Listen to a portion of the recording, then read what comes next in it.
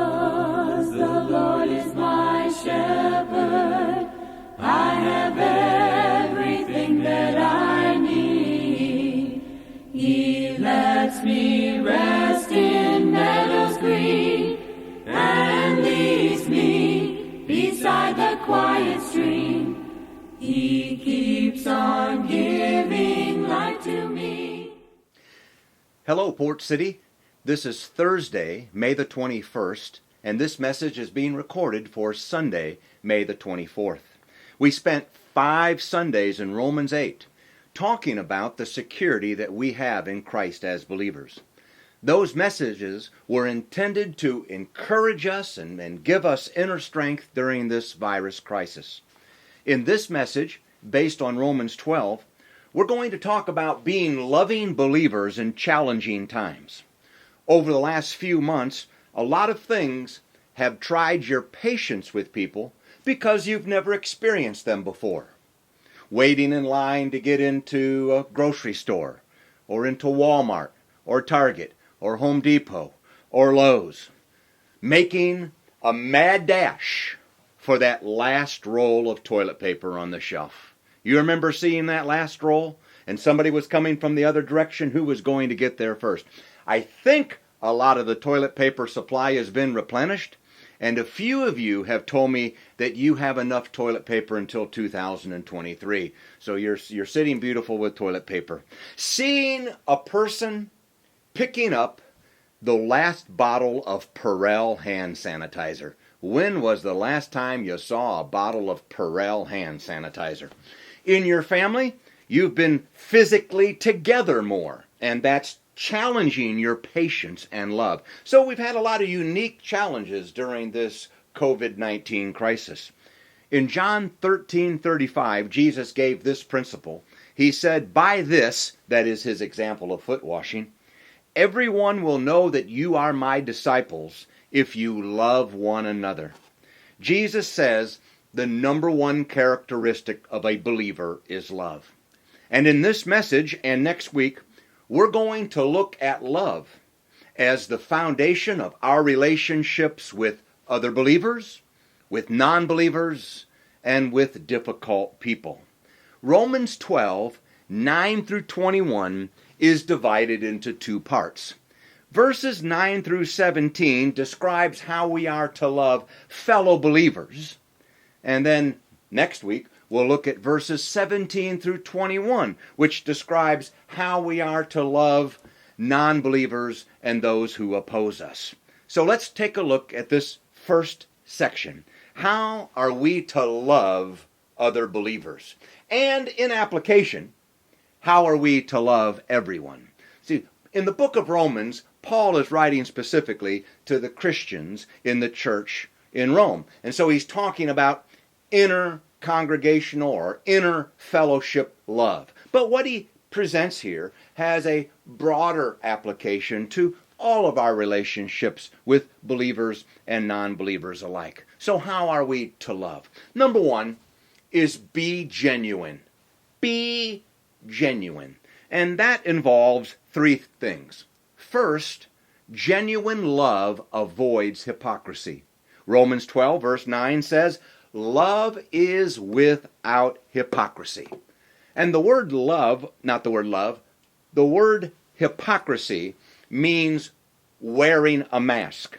And in the first century, the word was used of actors in a play who would change mask to play different parts. And it came to mean playing the part. So genuine love doesn't wear a mask. If we are going to be loving believers, we have to take off the mask and be real and genuine. In application, the principle is a very simple one. Be yourself. But let me ask this question. Why is there hypocrisy?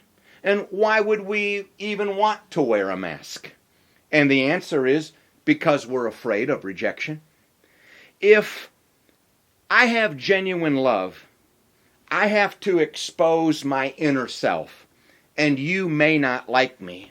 And so it seems easier to be something else that I think you will like. And as Christians, We are to love each other for who we are. And that's one of the beautiful characteristics of our congregation. We do that so well. We love each other for who we are. We don't want this phony Hollywood love where everybody appears to love each other, but nobody really loves anybody except themselves. And so in being genuine, the first thing is genuine love avoids hypocrisy. And then it says that genuine love takes a moral stand against evil. If we're going to truly love each other and love the world, we have to take a moral stand against evil. It says in verse 9, hate what is evil. Love hates evil because evil hurts people. And you know as well as I do that it's a fine line between hating the sin and loving the sinner. And what happens oftentimes is we end up loving the sin and hating the sinner. And then the third thing is genuine love pursues good. Verse 9 says, hold tightly to what is good. So we want to reject sin without rejecting people. That is true biblical love. And if we're going to be genuine in our relationships, then Paul says, don't be a hypocrite. Take a stand against evil and pursue good. And so the first characteristic of a loving believer is be genuine. The second characteristic is be sensitive to other people's needs. And that involves two things. First, show devotion to one another. Look at verse 10. It says, be devoted to one another in brotherly love. Brotherly love literally means the love of brothers or the love of a family relationship. And as believers, we want to have a family kind of love. Brotherly love is the ability to live close together, although not closer than 6 feet, right? Social distancing. Brotherly love is the ability to live close together with mutual respect. And then the second thing about being sensitive is he says, show honor.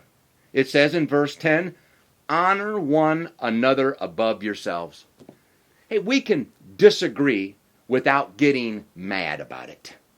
In any congregation, there's going to be differences of opinion regarding religious issues, political issues, moral issues. People have opinions surrounding this virus as to what the true statistics are or aren't, and when should you wear a mask or not wear a mask, and how much good does a mask do. There's a lot of discussion and debate going around, and people are passionate about their opinions. But we can have honor and respect for one another. What happens a lot of times is we want to fix the other person's incorrect views before we've even taken time to listen to their perspective. And so what I say is take time to listen to their perspective, then correct their incorrect views. In marriage, the husband or wife comes to the other with a complaint, and you may want to immediately fix it when all your spouse wants is for you to listen and affirm their feelings. So there's 3 things in being sensitive. Be a good listener. Don't try to fix a problem too quickly. And validate the other person's feelings. Listen, you don't have to agree with how they feel. You don't have to agree with their opinions. But listen to what they have to say. So be sensitive to other people's needs. And the third characteristic of love is be enthusiastic. Verse 11, Romans 12, verse 11 says, never be lacking in zeal, but keep your spiritual fervor, serving the Lord enthusiastically. What Paul is saying, hey, is be on fire for the Lord. And notice how we maintain our zeal and spiritual fervor. It says, serving the Lord enthusiastically. So how do you get enthusiasm? You fill your life with love and service. Unloving people tend to be unenthusiastic people. Loving people tend to be enthusiastic people. Supposedly, and I say supposedly, I have not personally confirmed this story. I just read it, so I don't know if it happened or not. Could have happened. But supposedly, Leighton Ford, this was Billy Graham's brother-in-law, asked Mother Teresa when she was living, "How do you keep your joy? You live in the worst part of Calcutta, India, death, disease, destitution. How do you stay upbeat?" And her answer was, "I do my work for the Lord, with the Lord, and to the Lord." And that is simple, but very profound. So the third element of a loving believer is be enthusiastic. Be enthusiastic in your service to the Lord. And then number 4 is be positive, patient, and prayerful. That's what it takes to be a loving believer. Verse 12, Romans 12, verse 12, says, "Be joyful in hope, patient in affliction, and faithful in prayer." So let me make a comment about each of these. First, he says, be joyful in hope. Why can Christians be joyful? Because we have hope. And what hope are we joyful about? Well, over the last 5 weeks, we looked at Romans 8. Romans 8:1 says, "There is therefore now no condemnation to those who are in Christ Jesus." And then the last verse of Romans 8, verse 39, says there is no separation to those who are in Christ. That is the hope that we are joyful about. No condemnation and no separation. And then it says, be patient in affliction. And I've been thinking about that word affliction during this COVID-19 crisis. There's been a lot of different kinds of affliction going on. Physical, emotional, financial. Our hearts go out to people with small businesses, and a lot of them are struggling. They haven't been able to work for a couple of months. They have payments that have to be made. People have had COVID-19. I mean, it's a physical crisis, an emotional crisis. And so it says, be patient in affliction. That is, be steadfast in affliction. And remember that God's eternal plan is greater than your problems, and He can use your problems to strengthen you in a beneficial way. That's Romans 8:28. God is working all things together for our good, and we spent an entire Sunday on that one verse. And then the third thing he says is be faithful in prayer. One of the reasons why we get upset with the people we know is we're not praying for them. It's tougher, it's not impossible, but it's tougher to hate a person when you're praying for them. When Stephen was being stoned to death, the future Apostle Paul was holding the robes of those throwing the stones. And Stephen made this statement in Acts 7, verse 60, "Father, don't hold this against their charge." So when things are looking down, be joyful and expect the best. When things are tough, be patient in affliction. And whatever happens, be faithful in prayer. And if you'll do that, then the Lord will preserve your faith. And then 5 is open your heart and be generous to others. That's the 5th characteristic of love. Open your heart and be generous to others. Verse 13, Romans 12, verse 13. Share with God's people who are in need. Practice hospitality. You know, one of the reasons for small groups is that it puts us in a less formal atmosphere where individual needs can be known and met, and we can't do that in any effective way in the assembly. Hospitality is a spiritual gift, and there's a difference between entertaining and the gift of hospitality. In some people's house, you're entertained. In other people's house, you immediately feel comfortable and you leave feeling spiritually energized, even if it was just a meal you ate together. The word for share in verse 13, share with God's people, is the word from which we get fellowship. Fellowship is about sharing and meeting needs. Listen to what James says to his audience. Love the book of James. 5 chapters of nothing but practical application. This is James 2, verse 15. It says, suppose you see a brother or sister who needs food or clothing, and you say, well, goodbye, and God bless you. Stay warm and eat well. But then you don't give that person any food or clothing. What good does that do? So you see, it isn't just enough to have faith.